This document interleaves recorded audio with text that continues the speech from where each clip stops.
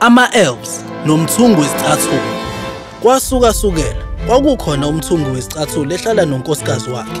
Umthungi wesicathulo wayethola isinkwa sakhe sangemihla ngokwenza izicathulo ezintsha nokuzithengisa emakethe. Kuyo yonke imisebenzi yakhe enzima akakwazanga ukuzuza imali eyanele ngebhizinisi lakhe. Babehlupheka ngendawo yokuhlala. Ekugcineni usuku lwafika lapho umthungi wesicathulo wayengenamali esele yokuthenga isikhumba sokwenza izicathulo ezintsha. Konke owayenakho kwakuwucezu lokugcina lwesikhumba kuso sonke isitolo sakhe. Lokhu kungaba ithuba lokugcina lokusebenza ngesicathulo. Ngizothunga isicathulo esihle kakhulu ngalesi sikhumba. Wahlala phansi njengoba ehlala enza nsuku zonke iminyaka eminingi, wasika kahle isikhumba. Ngesikhathi kuphuma ilanga wayeseqedile ukusika futhi waqala ukuthunga izicathulo. Kwakuyisikhathi sasebusuku, wabeka izicathulo etafuleni.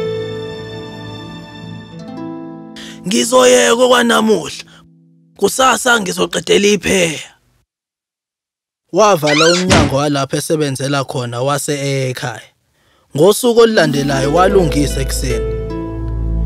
Ngizophinde ngikubone Sithandwa. Namuhla usuku lokugcina lapho engisebenzela khona. Kuzophela konke Maduze. Ungakhathazeki Sithandwa. Sizophuma Maduze. Ungalahli ithemba. Umthungi wesicathulo wayeyazi ukuthi ukukhathala kwakhe kwakungasizi. Wamamatheka ebheka umkakhe wase emsebenzini. Uma evula indawo lapho esebenzela khona, wathola okuthile okungakholakala. Kwakunepheya yezicathulo ezinombala omuhle ezazisesihlalweni esihle endaweni lapho eshiye khona umsebenzi wakhe. Aha! Kwenzeka kanjani lokho? Yeze kunjalo akufanele ngichithe isikhathi. Kufanele ngithengise lokho emakethe. Wase egijimela emakethe wathengisa izicathulo. Ngemali ayizuzile wathenga esinye isikhumba. Kulo lonke usuku wahlala endaweni yakhe yokusebenza esika isikhumba esisha ukwenza izicathulo eziningi. Njengoba usuku luphela waya ekhaya washiya izicathulo ezingaphelile ngemuva. Ngesikhathi sokudla watshela unkosikazi wakhe mayelana nesehlakalo. Ngikutshelile, ungalahli ithemba. Uyindoda esebenza kanzima. Maduze sizothola ukusifanele. Ekuseni elandelayo uma ebuyela esitolo, ngokumangala wathola amapheya ambalwa ezicathulo ezinhle zibekwe etafuleni lakhe lapho eshiye khona izincezu zesikhumba. Lesi simanga kuyo yonke leminyaka ngangihlupheka ukuzuza ngomsebenzi wami onzima kodwa angikwazanga. Ngicabanga ukuthi othile uzama ukungisiza. Futhi wagijimela emakethe wathenga esinye isikhumba. Ngokunakekela wasika isikhumba ukuze enze amapheya ambalwa ezicathulo futhi wazishiya etafuleni lakhe lokusebenza. Ekuseni futhi wathola izicathulo eziningi zimlindile. Kwakuyizicathulo ezivulekile, amabhuthi, izicathulo zebhele, ama-clogs, ama-brogues, nama-moccasins nemibala ehlukahlukene. Oh, izicathulo ezinhle. Ukhona engingamazi ongisizayo ngenhloso. Uma lokhu kuqhubeka nokwenzeka, ngeke ngiphelelwe imali. Sizohlala ngokujabula. Umthungi wesicathulo waqala ukushiya izingcezu zilungele umsebenzi walomuntu ongaziwa. Lokhu kwaqhubeka amasonto. Njalo ekuseni umthungi wesicathulo wayethola izicathulo zimlindile. Maduze waduma ngokwenza izicathulo ezinhle kakhulu endaweni. Bakha indlu enkulu yokuhlala. Uyabona ukuthi impilo ishintshe kanjani isikhathi nje. Yebo Sithandwa, ubuhlala ungikhuthaza futhi bheka siku. Yebo, akufanele sikhohle umuntu ongaziwa usisizayo. Kufanele sithole ukuthi ubani loyo ukuze senze ukuthile ukumbonga. Kodwa usuke ehambe ngaphambi kokuthi kuse. Sizohlangana kanjani naye? Kusasa ngingacasha lapho usebenza khona ukuze simbone. Yebo, lokho kuzosebenza. Ngifuna ukumbonga ngosizo lwakhe. Ngosuku olulandelayo njengokuvamile, umthungi wezicathulo wasika isikhumbi ngesikhathi sasemini. Kwathi kusihlwa unkosikazi wakhe weza lapho esebenza khona njengoba behlelile. Masicashe. Yebo, singacasha ngemumva kwekhabethe.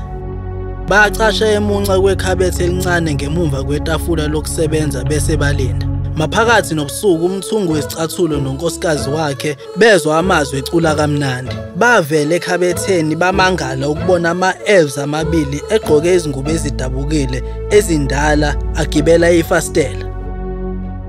Angena phakathi. Ama-elves ayecula edansa eqele emoyeni. Abantu abajabule kakhulu umthungi wesicathulo angakaze wababona.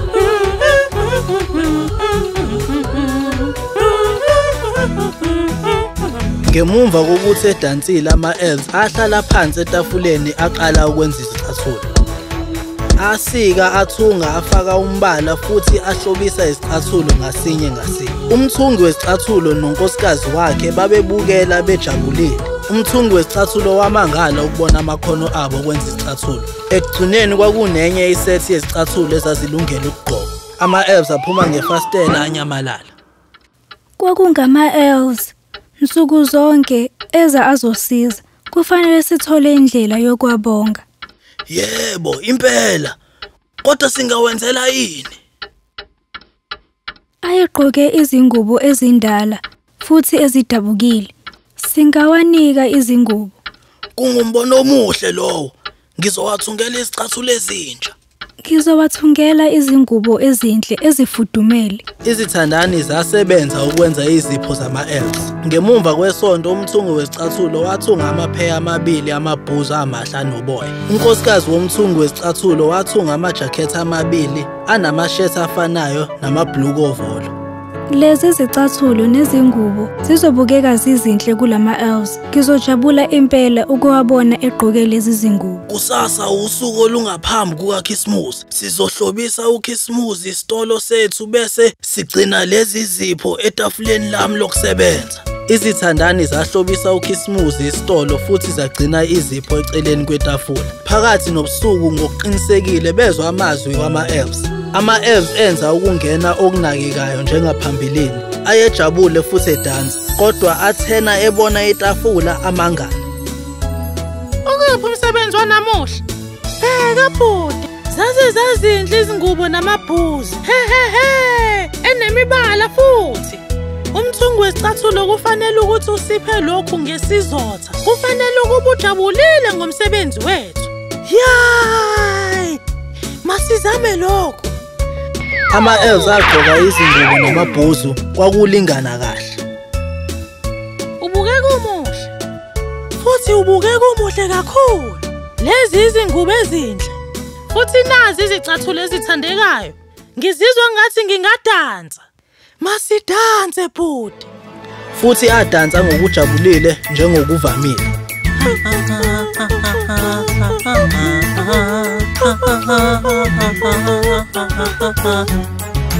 Umthungi wesicathulo nonkosikazi wakhe babejabule kakhulu ukuthi lama-elves ayithandile ingubo zawo ezintsha.